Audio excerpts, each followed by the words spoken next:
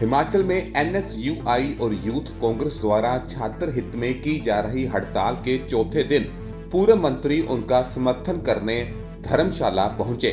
इस दौरान प्रदेश की सरकार पर बाली जी खूब बरसे।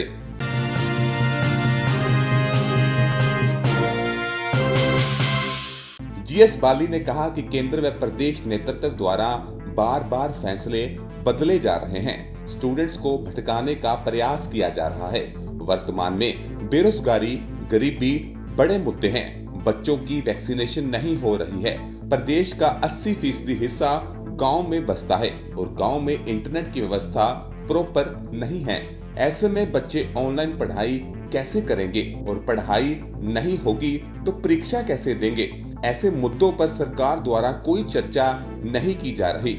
महंगाई व बेरोजगारी पर जवाबदेही सरकार की है।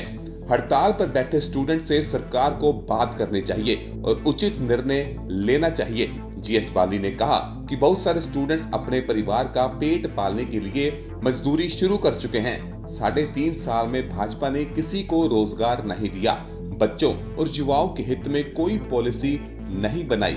सेंट्रल यूनिवर्सिटी पर बाली ने कहा कि भाजपा के अपने ही संगठन इनके खिलाफ नारेबाजी कर रहे हैं, इनके मंत्रियों का घेराव करते हैं।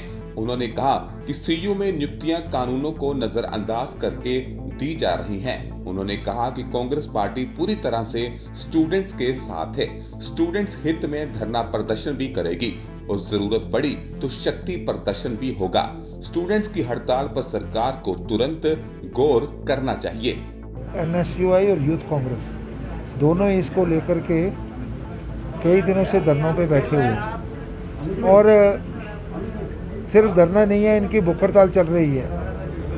और मुझे सरकार के रवैये से ये भी दुखी हैं और मैं भी इनकी बात सुन के दुखी हुआ कि यहाँ डीसी ऑफिस के नीचे बैठे हैं, अधिकारियों के कान पे जूं नहीं रेंग रही और उनको आके इनसे बातचीत करके इनका कम से कम ये पूछना चाहिए था कि किस इशू पे आप लोग यहाँ बैठे हैं, क्या आपकी डिमांडें हैं। आप अपनी डिमांड तो हम सरकार को भेजते हैं, आप लोग भूख हड़ताल से हटो, तो वो नहीं कर करके ये एक एरोगेंस ऑफ गवर्नेंस कराती है। और ये बच्चों की डिमांड बिल्कुल जेन्युइन है, क्योंकि हिमाचल प्रदेश में पूरे बच्चों की वैक्सीनेशन हुई नहीं। नेट जो है गांव में चलता नहीं।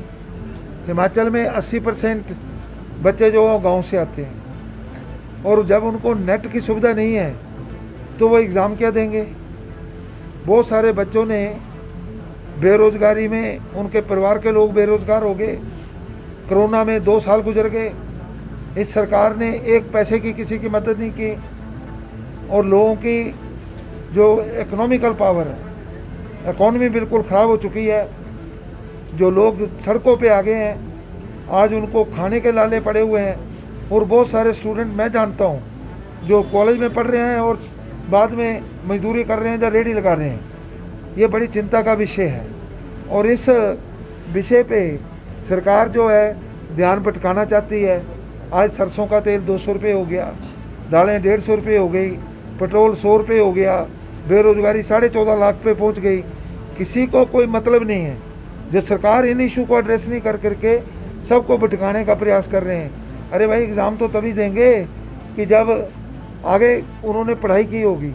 आप पढ़ाने में समर्थ रहे, आपने समय पे वैक्सीनेशन नहीं की, आपने कितनी ज़्यादा डेथ्स हिमाचल जैसे प्रदेश में 25% तक आंकड़ा चला गया पॉजिटिविटी रेट।